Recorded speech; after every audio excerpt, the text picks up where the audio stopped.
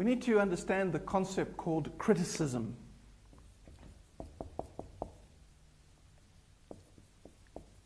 Criticism.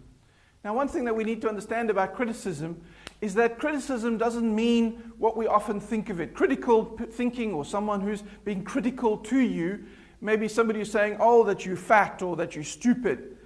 And so when we talk about criticism, we often say that we somehow trying to make the Bible bad, or trying to break down what the Bible is saying, or we're trying to disagree with the Bible. That's not what the word criticism means. The word criticism means that what we do is we apply to the Bible critical thinking.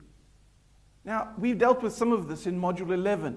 And again, I want to encourage you to re-look at your notes in Module 11 for the different kinds of criticism. Things like form criticism, and rhetorical criticism, and socio-criticism.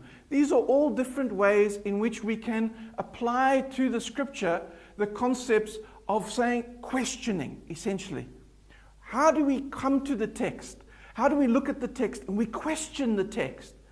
Now, that's not a bad thing to do. In fact, it's not a wrong thing to do.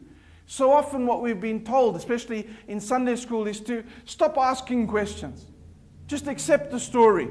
So if you hear about David and Goliath, or you hear about Jesus walking on the water, or you hear about him changing the bread and the fish for the 5,000 or the 4,000, what we're told to do is to just believe it. Just believe it. Just accept it. But the problem with that is that what we end up with, if we just believe it, is we end up with only the story. And so what we come to terms with is that when we look at most Christians know the stories, but they have no clue about meaning. What I want to say to you is that the concept of criticism is essential if we're going to understand not only the story itself, but the meaning of the text. To actually understand saying, what does the text mean? What is the story? Why does Jesus walk on water? Not that he does walk on water or that he doesn't walk on water, but what does it mean? And so therefore what we have to do is to question the text.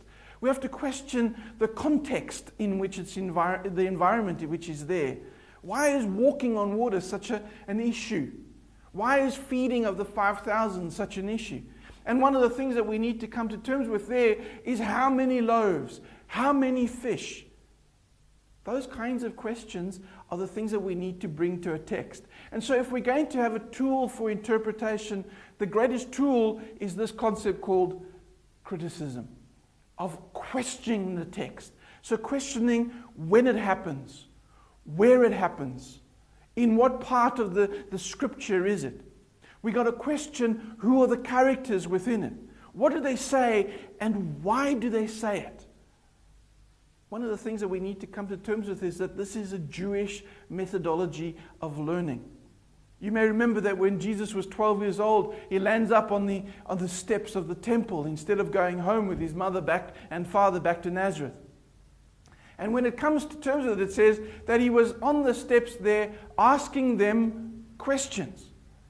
But this isn't the interesting part. The interesting part is that when his father and mother come and they realize that the people thought he was great. They thought that he was amazingly wise because of his answers. And if you look at that very quickly, you realize that there's a problem there. There's something strange. And the thing that's strange is that on one hand, he's been asking them questions, and on the other, he's been answering them. Now, how can he do the two things at the same time? Well, the truth of it is that he can do the two things at the same time, because the Jewish methodology of learning was not by answering, but by questioning. And so the writers of the Gospels, the writers of the New Testament are Jewish. And so therefore that's their methodology of thinking. They want us to develop our questioning.